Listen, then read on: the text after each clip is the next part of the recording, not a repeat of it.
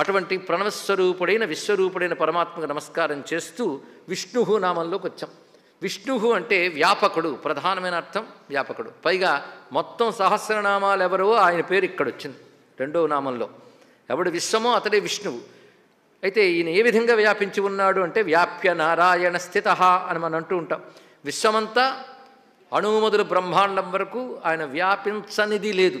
ఇక్కడ విష్ణువు ఉన్నాడు, ఇక్కడ లేడు అనేది లేదు. సర్వత్రా వ్యాపించున్నటువంటి వాడు విష్ణువు. కనుక ఈ అర్థరూపంగా ఒక్కసారి భావన చేసినట్లయితే విష్ణువు తప్ప మరేదీ లేదనే భావం మనకు కలుగుతుంది. అది కలిగితే ధ్యానం అవుతుంది. ఇక్కడ ఎవరికైతే ఆ భావం కలుగుతుందో వాడికి అడుగడుగున విష్ణు రక్ష ఉంటుంది.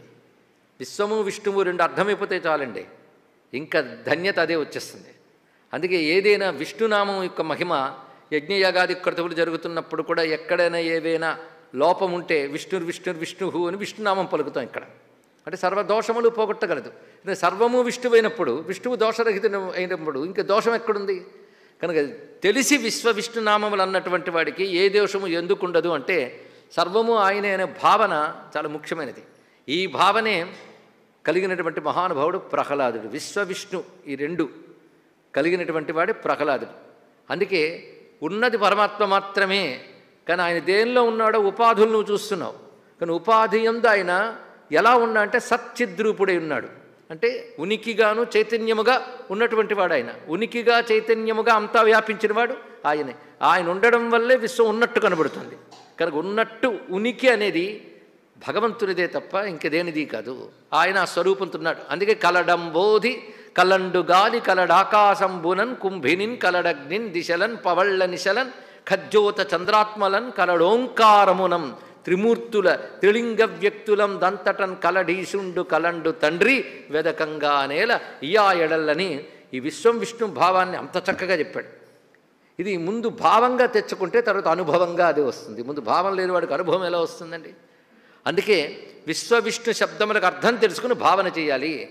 హనుమాచార్యులు వారు దీన్ని హరినీమయమే అంతాను అరసి నిన్ను శరణని నాను అని కీర్తనలు కూడా చెప్పారు. అంతా నీమయమే.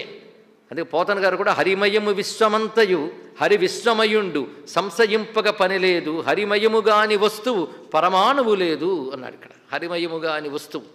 కానీ నిరంతరం ఈ భావన చాలా విశేషం. అందుకే విష్ణు శబ్దం ఎంత మహామంత్రం అవుతోందంటే ఋగ్వేదంలో ఒక మంత్రంలో విష్ణువు గురించి, అసలు విష్ణు సూక్తములని వేదముల్లో చాలా ఉన్నాయి, అన్నీ విశేషమే. ఇదం విష్ణుర్విచక్రమే త్రేధాని దదే పదం అంటూ వేదమునందు విష్ణు సూక్త మంత్రములు చాలా ఉన్నాయి. ఒక్కొక్క సూక్తము చాలా గంభీరమైన అర్థాన్ని మనకు తెలియజేస్తుంది. అంతేకాకుండా ఋగ్వేదంలో ప్రత్యేకించి తముస్తోతారాహ పూర్వ్యం యథావిధ ఋతస్య గర్భం జనుషా పిపర్తన అస్య జానంతో నామ చిద్వివిక్తన మహస్తే విష్ణో సుమతిం భజామహే అని ఋగ్వేదంలో ఒక మంత్రం కనబడుతోంది. ఇది మనం అర్థం చెప్పుకోవడం గనక స్వర విషయంలోకి వెళ్లకుండా పదాన్ని మాత్రం చెప్పుకుంటున్నాం. విష్ణో సుమతిం భజామహే. ఇక్కడ నామం పలకడం ఎంత గొప్పది అనేది వేదముల్లోనే ఉందన్న మాట చెప్పుకున్న. వేదములు అనేక చోట్ల నామ వైశిష్ట్యం చెప్పబడింది. ఇది తెలియక అధునాతలను చాలామంది వేదకాలంలో నామము భక్తి ఇవేమీ పెద్ద లేవు అనుకుంటారు, కానీ వాడు సమగ్రంగా వేదాన్ని పరిశీలించలేదు. వేదంలో లేనిది సనాతన ధర్మంలో లేదు, ఇది తెలుసుకోండి. పురాణం కానీ ఇతిహాసం కానీ వేదంలో ఉన్నదే చెప్పింది. అందుకే నామస్మరణ వల్ల తరిస్తామన్న మాట వేద హృదయం. ఇక్కడ కూడా అస్య జానంతో నామ చిద్వివక్తన మహస్తే అనే మంత్రం కూడా చాలా విశేషమైనది. ఇందులో ఏం చెప్తున్నారంటే సమ్యక్ జ్ఞాన సిద్ధి కోసమై విష్ణునామ సంకీర్తనము విధింపబడినది. ఇది మొదటి మంత్రానికి ఉన్నటువంటి అర్థం.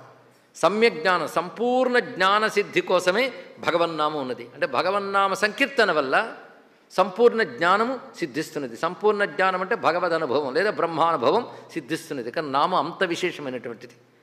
అదేవిధంగా స్తోతలారా అంటే స్తుతించే లక్షణం కలిగిన ఓ జీవులారా, మీకు చెప్తున్నది ఏంటంటే సత్యసారమైన ఆ పురాణ పురుషుని యథార్థ జ్ఞానంతో స్తుతించి జన్మ యొక్క పరమార్థాన్ని పొందండి.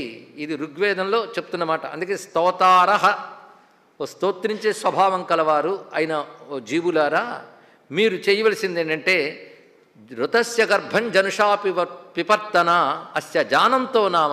దీని అర్థంలో ఆ సత్యసారమైన పురాణ పురుషుని యథార్థ జ్ఞానంతో స్తుతించండి అన్నారు. అంటే స్తుతించండి అంటే స్తోత్రం చేయడం అని కాదు, యథార్థ జ్ఞానముతో అంటే ఆ బ్రహ్మము గురించి తెలిసి స్తోత్రము చేయండి.